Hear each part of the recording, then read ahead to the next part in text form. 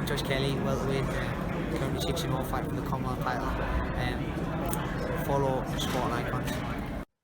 All right, so the WBC middleweight world champion Jermall Charlo defeated Juan Montiel last night. To be honest with you, I thought it was a very, very good fight. I did actually enjoy it. I did expect Charlo to blow him out of there quite early. It went the distance, but it was actually a very good fight. It really was. And I have to give Montiel a lot of credit for doing something that I didn't think was going to happen, which is put on a pretty good performance. Either way, I thought that Charlo won that fight very one-sided. Anyway, so the former super middleweight WBC world champion in David Benavidez, still undefeated, of course we know why he lost that belt, calls out Jermall Charlo. It's not the first time, of course, I've spoken about this.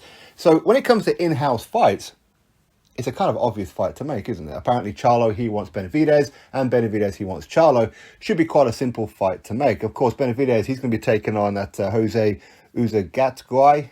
I can never pronounce that guy's name. I've seen him fight a couple of times. It's actually pretty good. In fact, he's the guy who James DeGale vacated his IBF super middleweight world title rather than fight him. Okay. Anyway, so all going well for Benavidez. Why not? Why not? As far as in-house fights are concerned, obviously the PBC, they do like to do their in-house fights. So I don't really have a problem with that one. I'd rather that he goes and fights David Benavidez and David Benavidez fights Charlo than the kind of opposition that they've kind of been fighting. Nothing wrong with David Benavidez' next opponent in some ways, but not really the kind of fight that we want to see him in.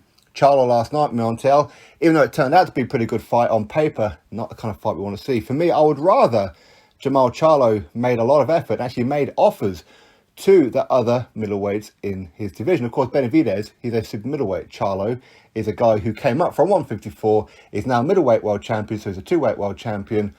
For that fight to happen, it's going to have to be some kind of catch weight, or Benavidez is going to have to move down to 160, or Charlo's going to have to move up to 168. For me personally, I think that Charlo should make every effort possible to try and get a Triple G in the ring, get a Demetrius Andrade in the ring, or Ryota Murata. Okay, I think he should be chasing down these other champions. Don't accept to be fighting lesser guys, especially when he came off of a fantastic win, arguably his career best win over Derevchenko last time out, Sergey Derevchenko, where I thought that he beat Derevchenko more decisively than, say, Triple G did or Daniel Jacobs did. Again, Daniel Jacobs, okay, he's not currently champion, but I think Charlo versus Jacobs will be a very good fight. It really would. These two have a little bit of history, so why not? So, of course, there are other fights out there that I prefer Charlo to be in, including, say, Chris Eubank Jr. I still would like to see that fight. But there are other fights out there that I would like to see Charlo in more than Benavidez. But with the whole wrong side of the street kind of situation, of course, there's cross-promotional issues and whatever between PBC and Top Rank, and, of course, Matchroom and whatever else. If you have to do an in-house fight, I'm okay with Charlo versus Benavidez. I would watch that fight. Genuinely, I would. And to be honest with you, as to who would win that fight, again, I don't know. I suppose it depends on what weight class they were going to be in. If he's going to be at middleweight, then you have to say Benavidez might be a little bit weight drained. If he's going to go up to 168, you could say that maybe Charlo might be carrying a bit too much poundage to go up there.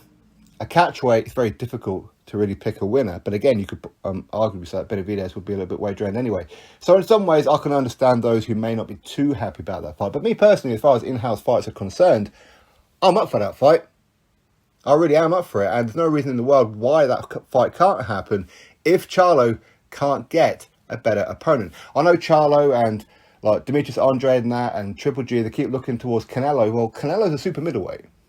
That's the truth of it, okay? Super middleweight. Yes, Benavidez is a super middleweight as well.